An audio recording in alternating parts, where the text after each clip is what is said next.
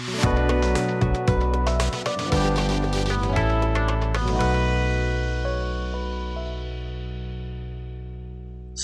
warahmatullahi wabarakatuh. Lanjut lagi tutorial kita yang kedua. Hari ini kita akan membuat database. Jadi database yang akan kita buat ini adalah database mahasiswa yang nantinya akan kita terapkan ke aplikasi CRUD kita.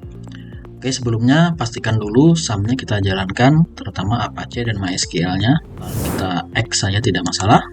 Lalu kita buka web browser, kemudian kita ketik localhost. Lalu kita pilih PHP MyAdmin. Nah, kemudian kita akan membuat database baru. Di sini tinggal klik saja baru. Lalu kita tulis nama database-nya di sini yaitu db_mhs. Kita buat atau create kalau pakai bahasa Inggris. Lalu kita buat tabel pertama dengan nama tbl_mhs. Dengan jumlah kolom, kalau kita masih belum menentukan, kita boleh saja letakkan sebesar-besarnya dulu misalkan. Lalu kita kirim. Nah, lalu kita tulis di sini file-filenya. Yang pertama id_mhs. Di sini integer. Sebenarnya kita memerlukan indeks primary, tapi kalau kita klik AI langsung atau auto increment, maka primary-nya akan otomatis. Kemudian yang kedua adalah nm_mhs atau nama mahasiswa. Kita beri di sini varchar 200 mungkin. Ini adalah besaran dari karakternya. Selanjutnya npm atau nomor pokok mahasiswa. Kita beri di sini varchar mungkin 8 atau 10 boleh. Lalu yang selanjutnya adalah jenis kelamin JK. Di sini kita memerlukan varchar 10 juga, karena isinya kan laki-laki, perempuan itu tidak sampai 10 karakter. Lalu di sini kita perlu kelas. Nah, cuman nanti akan kita hubungkan ke tabel kelas, jadi kita memerlukan ID-nya saja. Di sini integer biarkan. Kemudian lagi alamat. Ini supaya data yang kita masukkan ini adalah data yang nanti semua field dalam formnya itu mencakup, ada text field. Kemudian ini nantinya pakai radio button, ini nanti pakai combo box, ini pakai text area. Jadi field-field yang biasanya dipakai oleh programmer untuk membuat sebuah program. Kemudian lagi setelah ini adalah tgl_input. Nah, ini biasanya digunakan untuk identifikasi siapa yang menginput data ini, kapan menginputnya. Nah, kalau ini kita pilih date time. Nah, ini. Jadi ada tanggalnya, ada jamnya. Oke, saya rasa sudah cukup. Langsung kita ke bawah, yang kosong kita biarkan saja. Jadi yang diinputnya adalah yang ada isinya saja. Kita simpan. Oke, berhasil. Kemudian kita buat baru lagi.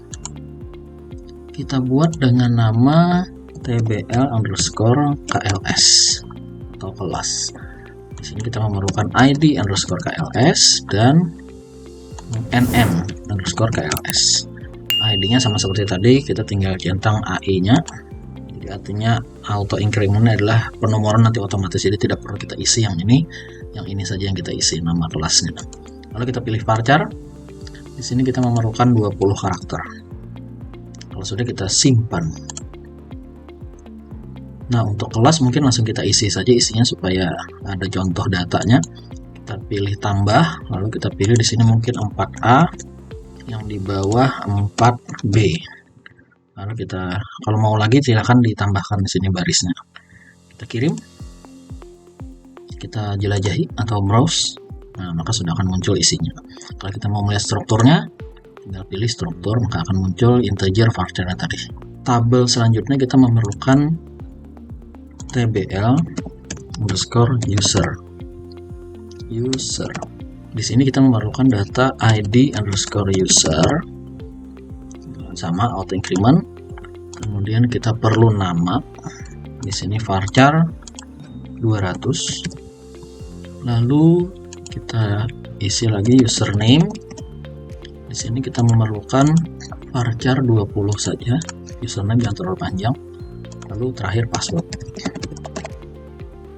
Password kita pakai varchar 200 karena kita membutuhkan nanti enkripsinya kita pakai password hash.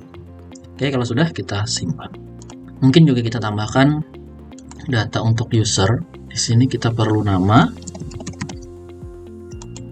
kemudian username-nya admin saja, passwordnya kita cari password hash generator. Nah, kita isi di sini misalkan admin saja. Nah, ini yang kita copy. Lalu kita letakkan di sini. Kita kirim. Kita coba lihat hasilnya. Oke, sudah muncul. Data mahasiswa juga boleh kita tambahkan.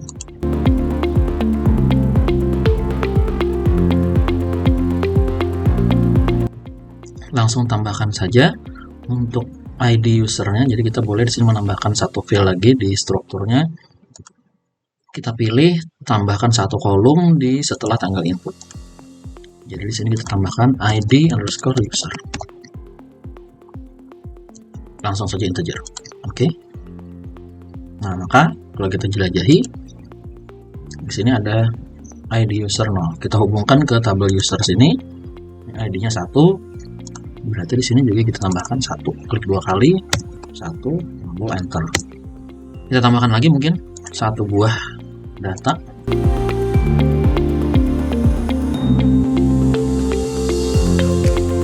Oke, kita jelajahi. Nah, maka seperti ini. Jadi sini ada 3 tabel yang kita buat. Oke, jadi artinya dari tabel mahasiswa ini kita akan mendapatkan relasi. Jadi ID kelas nanti ke tabel kelas, ke ID kelasnya di sini. Lalu ID user ke tabel user pada ID user juga. Jadi ada 2 cabang. Oke, untuk database sudah selesai. Setelah ini kita lanjutkan video selanjutnya langsung ke template untuk aplikasi kita. Terima kasih. Wassalamualaikum warahmatullahi wabarakatuh.